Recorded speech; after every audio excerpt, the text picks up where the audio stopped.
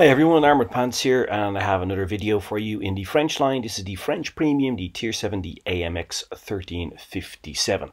And as always, we have a complete guide starting with the tech spec, and we will look at that in blitzhanger.com, which is a brilliant asset for all blitzers.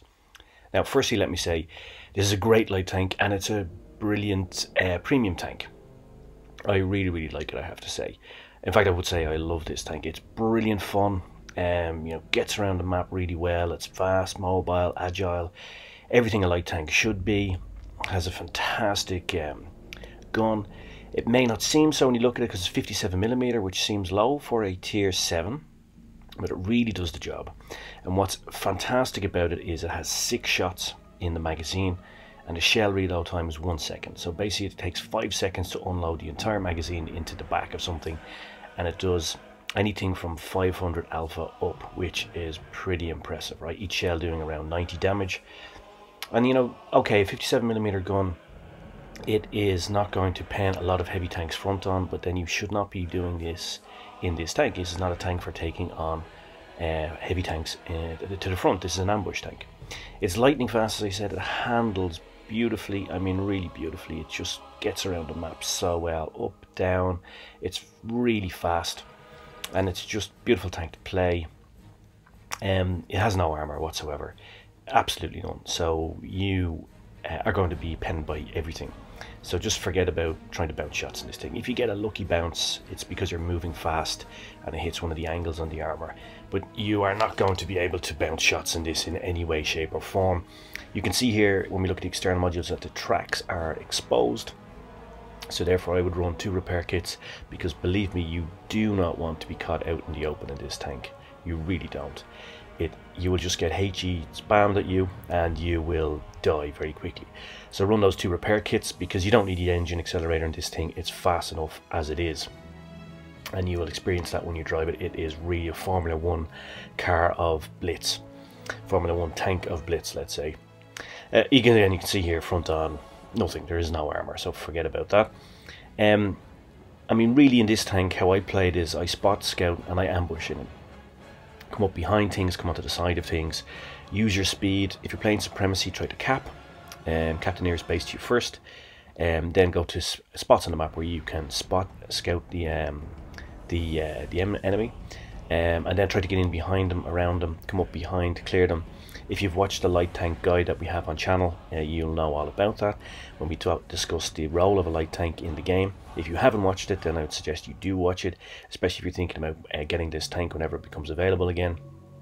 But even if you don't have this tank and you're just interested in light tanks, you should watch that if you haven't, because I tried to get into some of the game theory around the role of a light tank and try to expand upon its role within the game and in specific games, and generally look at how to play it well. And there's also perhaps maybe a perfect light tank game in it when I played a VK2801 and get 7 kills. So if you haven't looked at it, have a look. I hope you'll find it useful. Now here I decide, this is Vineyard, so I decide to go to A, to cap and spot, so to try to do 2 jobs at once. You can see how fast the tank is, and we're already up to 52 kilometers an hour, even going up a hill. Now I'm going to cap here, going to get B. I'm just checking out what we're up against on the opposite team. I'm up tier, so I see the Cruel Twist is over the other side.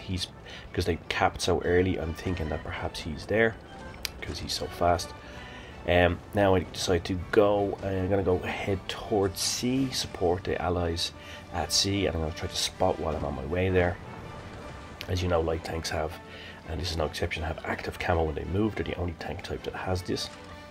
And this is a huge advantage when you're trying to spot and move around the map. Now I have been spotted there, but I didn't get spotted until I got into cover, which is great. Now I'm going to try to cap here, moving into cover here, using the angles of the building so they can't be spotted or hit from around B, because I know there's a collection out there, light and medium tanks there. And now this is what I mean about this tank in terms of ambush. I am going to try to get around the side of this tank, and you will see when I come onto this IS, this gun in action. You saw there, it doesn't go through the front, but when you get onto the sides and back, this tank really does the job. Now you can see how maneuverable it is when I'm Circle of Death him here or hugging him. Now you may have noticed I didn't go into the, we're looking at tech spec, I didn't go into the magazine reload time. The magazine reload time is just over 9 seconds. And that really is amazing, because it means just over 9 seconds you have another 500 plus alpha loaded up. And that 9 seconds is really fast. And I said earlier on that that's why I believe this is a brilliant premium tank. And what I mean by that is it has something different to its tech line equivalent. Its tech line peer is the 1375, AMX 1375. That has 3 shells in the magazine and has a longer magazine load time. This tank has a very fast magazine load time, as I said, just over 9 seconds, and it has 6 shells, and it's something different. And it also takes players by surprise, because if they haven't looked very carefully and they think you're in an AMX 1375, they think you only have 3 shells, and they think that you have quite a long magazine load time. We're actually going to have a review of the 1375 coming up as well, and I think I have a mastery game on that for you as well. So just to have a look here, you know, the magazine just reloads so quickly, right? Then we move on and we're able to really put a lot of damage into this T29. I mean, we just get it behind him, and look, this is what I mean about this tank. Look, it just pummels, you know, bam, 94 roll, bam, you know, bam, 73 roll, bam, look now, set him on fire, and he's just getting pummeled. He's not getting a chance to relax, and he's probably wondering what the hell is going on. And there we go, almost 600 damage on him, including setting him on fire from that one magazine.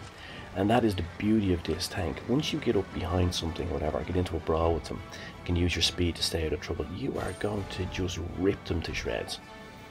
And this is why I say it's a brilliant premium tank. It is better than its tech line equivalent, and it has something extra that the tech line doesn't have. And I think that's premium tanks should be like that. Premium tanks should have something extra. That's why they are premiums, right? I read the slight premiums that really are not any different to the tech line, and maybe have a slightly different name or whatever, but don't offer anything different. Again, look, this Panther, he's looking across, he's not watching me, and he just gets absolutely pummeled. 6 shots of justice, and we can see there, massive alpha roll on him there, 900, which for a tier 7 is just spectacular. And that's what you can do in this tank. There we go, almost 2.6k of damage.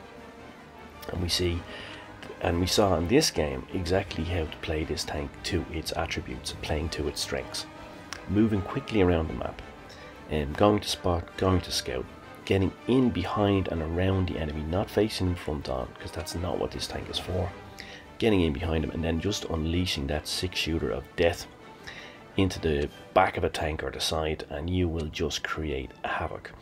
And of course, as I said, you will also take the enemy by surprise, because they're expecting you to be, if they're not familiar with this tank, they're expecting to be something similar to the tech line version, and it's not. That gun is far superior, does a lot more damage, has a faster reload, and has those 6 shells loaded up, which really takes the enemy by surprise. So let's have a recap. This is a fantastic light tank and a great premium tank. It really is truly a premium tank in all its aspects.